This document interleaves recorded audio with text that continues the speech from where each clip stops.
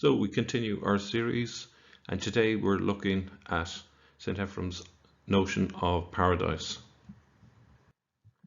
So Ephraim the Syrian wrote a madrashe on paradise, and obviously this is highly significant because this gives us a good idea where the Qur'an got its idea of paradise from. It goes to prove that the Qur'an was written in a Syriac milieu, which included the works of St Ephrem.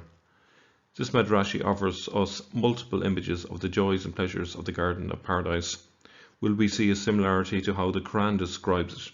Absolutely. Ephraim's madrashe provides the template. The collection of 15 madrashe on paradise are preserved in an early 6th century manuscript written in the city of Edessa in the year 519 AD by an otherwise unknown scribe named Julian. In the manuscript, they are all presented in the same meter melody, with the exception that madrashe 13 and 14 appear in a continuous alphabetical acrostic pattern of stanzas, a feature that binds these two pieces together somewhat out of step with the presentation of the other madrashe in the collection. This arrangement suggests that in spite of the fact that they are now presented as separate compositions, numbers 13 and 14 must once have circulated as a single composition, and it is quite possible that they and other parts of the collection were not originally by Ephraim, but were later included in the portfolio. The Syriac madrashe is a genre of liturgical poetry set to music. In Ephraim's hands, it also became the literary genre of choice for winning and holding the allegiance to Nicene orthodoxy of the Syriac-speaking Christians in Syria or Mesopotamia and the frontier regions between the Roman and Persian empires in the 4th and 5th centuries. It is a teaching song, a distinctive genre in its own right. It is not just hymnody, nor is it simply a poetic recitative. Rather, the madrashe composed by Ephraim the Syrian were poetically metered recitatives set to music. In the Divine Liturgy, they were publicly performed after the solemn reading from the Scriptures. They explored the scriptural themes meditatively, and they were sung by trained choirs with congregational responses after each stanza. In all likelihood, their tunes were catchy, and their words and phrases would have been eminently memorable. So, functionally, they acted like meditative homilies. Griffiths goes on to say that in Ephraim's madrashe on paradise, the point of departure seems to have been a passage from the Gospel according to Luke. It's a familiar passage, you can read it there yourself. It obviously relates to the good robber on the cross next to Jesus, where Jesus says to him, "Truly, I say to you, today you will be with me in paradise." Ephraim says he heard this passage proclaimed in the liturgy. He put it this way at the beginning of one of the madrashe: "A statement that delighted me shone forth in my ears from the text that was read about the story of the robber. It gave consolation to my soul due to the multitude of her faults, that the one pitying the robber would lead her to the very garden whose name I had heard and was overjoyed. My mind cut loose its reins and proceeded to meditate on it." Ephraim described the manner of his meditation on paradise in other songs in the collection. In the first one, he speaks of his reading about paradise in the Torah, the treasury of revelations as he styled it, in which the story of the garden is revealed. Here in the Torah, Moses, who teaches all men his celestial texts, the master of the Hebrews, taught us his doctrine. And Ephraim goes on to sing, "Gladly did I come to the story of paradise, which is short to read but rich to investigate. My tongue read the stories clear in the account of it, and my mind flew up to soar in awe. It searched out its glory, not indeed as it is, but as it is given to mankind to apprehend. In my mind's eye I saw paradise." So there's obviously a similarity between this idea of him transcending into paradise and the obvious story of Muhammad entering paradise as well. In yet another song in the collection, Ephraim very evocatively describes his first-person journey to paradise, led there by the lines of the book of Genesis. With the Qur'an and later Islamic tradition in mind, One might even think of Ephraim's adventure as a spiritual mirage avant la lettre. He says, I read the opening of this book and was filled with joy, for its verses and lines spread out their arms to welcome me. The first rushed out and kissed me and led me on to its companion. And when I reached that verse wherein is written the story of paradise, it lifted me up and transported me from the bosom of the book to the very bosom of paradise. The eye and the mind travelled over the lines as over a bridge and entered together the story of paradise. The eye, as it read, transported the mind. In return, the mind too gave the eye rest from its reading, for when the book had been read, the eye had rest, but the mind was engaged. Both the bridge and the gate of paradise did I find in this book. I crossed over and entered. My eye indeed remained outside, but my mind entered within. I began to wander amid things not described. This is a luminous height, clear, lofty, and fair. Scripture named it Eden, the summit of all blessings. As he came down from his mental journey amid the glories and wonders of the garden, Ephraim reflected, I was in wonder as I crossed the borders of paradise, at how well-being, as though a companion, turned round and remained behind, and when I reached the shore of earth, the mother of thorns, I encountered all kinds of pain and suffering. I learned how, compared to paradise, our abode is but a dungeon, yet the prisoners within it weep when they leave it. A notable feature of Ephraim's descriptions of the afterworld in the Garden of Paradise is their appeal to the senses, albeit for him, as one scholar has put it, the bodily senses become symbols of another kind of perception, namely spiritual perception. However that may be, in the travelogue of his mind's journey into the Garden of Paradise, Ephraim describes the beauties of Paradise Mountain in terms of vision, taste, and even scent.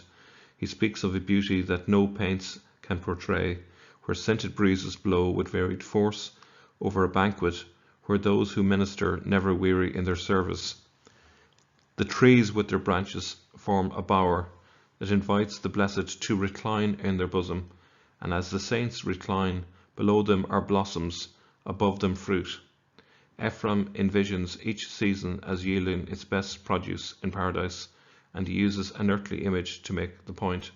So this is clearly like the Quranic idea of paradise, with grapes and wine and lots of garden imagery. Of course, the Qur'an talks about there being rivers of wine in paradise. Certainly the Hadiths do. Here is another passage from the madrashe, and we'll note in passing that it refers to springs of wine. The air of this earth is as wanton as a prostitute with whom the 12 months consort. Each one in turn makes her comply with its own whims, while she produces fruits from them all, whereas the chaste and pure air of paradise is unpolluted in its purity by the dalliance of the months. There the abundant flow of their produce is ceaseless, for each month bears its own fruit, its neighbour flowers. There the springs of delights open up and flow, with wine, milk, honey, and cream.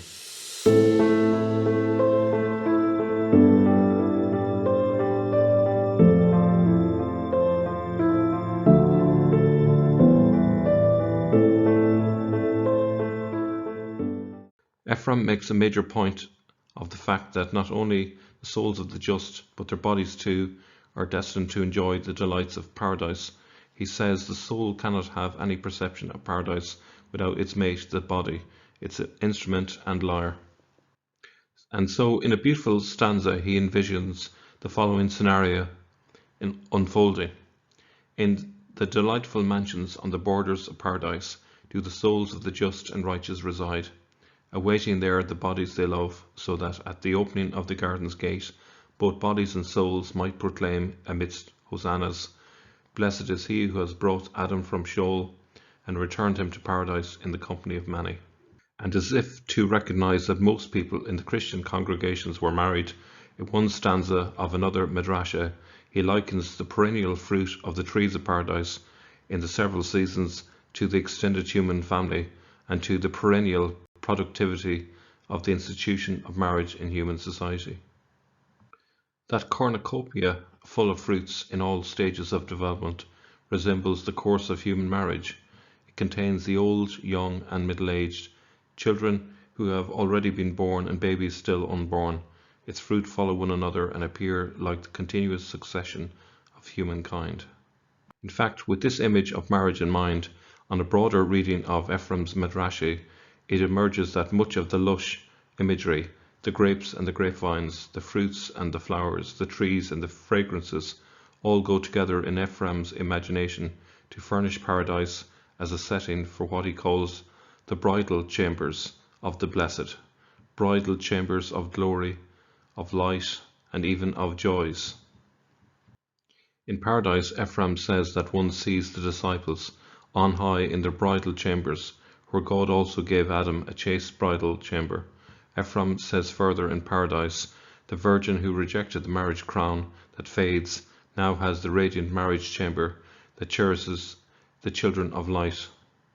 There all fruit is holy, all raiment luminous, every crown glorious, every rank the most exalted, happiness without toil, delight that knows no fear, a marriage feast which continues forever and ever. Sebastian Brock concludes, one could fairly say that the image of the bridal chamber permeates Syriac liturgical poetry, serving essentially as a metaphor for the place of union between the divine and the human realms. The eschatological bridal chamber of light or joys represents the fulfillment of the potential bridal chamber of Adam and Eve. Brock's mention of the potential bridal chamber of Adam and Eve refers to the view of Ephraim and other early Syriac-speaking Christians that had they not sinned, Adam and Eve would have been united in a bridal chamber in primordial paradise. This view seems to have been elaborated by Christian exegetes in contrast to a view espoused in Jewish circles, according to which Adam and Eve were united in a bridal chamber in paradise before the fall. In one of his verse homilies on creation, the Syriac poet Jacob of Seru portrayed the aborted marital consummation vividly. He wrote, God made Adam a bridegroom in this great bridal chamber that he had decorated. He adorned Eve as a virgin bride and gave her to Adam, providing in her dowry the sea, dry land, and air. All the ages gathered for the great wedding feast he had made. The bridal couple were radiant in their crowns and their garments.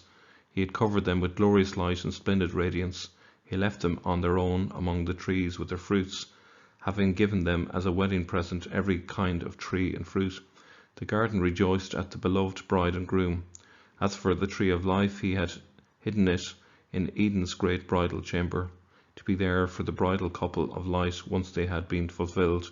But the tree of knowledge, full of death, stood beautifully outside, and so that they would know who was the Lord who had honoured them, he established the law that they should not eat of the tree. He gave the whole garden to the new children he had acquired. He appointed only one tree to test them. The mischief maker barged in and sowed discord in that banquet. He stole the bride, he whispered his lie, he deceitfully led her astray. The wretched little hawk came to stand among the innocent doves. He chased them out of the wide nest of Eden. Now it's interesting the reference to the mischief maker, which is of course the devil, but it's a word that we see a lot of in the Qur'an, particularly spreading mischief. So is there a line of influence there? Possibly. One notices the prominence of light and the related concept of glory in the passages that speak of the bridal chambers of paradise in the Syriac text, a feature that recalls the importance in the Syriac exegetical tradition of the originally Jewish idea of Adam's robe of glory or light in paradise. This luminous dimension of the imagery serves the purpose of reminding the reader that in the view of Ephraim and of the other Syriac writers in whose works the theme appears, the sensual images of paradise are meant as metaphors. Nevertheless, when all is said and done, in the writings of Ephraim the Syrian and the Syriac liturgical tradition in general, one does find, contrary to Christoph Luxemburg's views, an abundance of marital and sexual imagery in the descriptions of the joys of the Garden of Paradise. What relation this lush imagery in Syriac literature might have to the depictions of paradise in the Arabic Qur'an is another matter. And I would think that an important difference straight off would be the fact that it's meant in a metaphorical or symbolic sense, in the work of, for example, St Ephrem, whereas in the Qur'an it's taken a much more carnal, direct sense. So that's it for today. Thank you all for watching. See you all soon.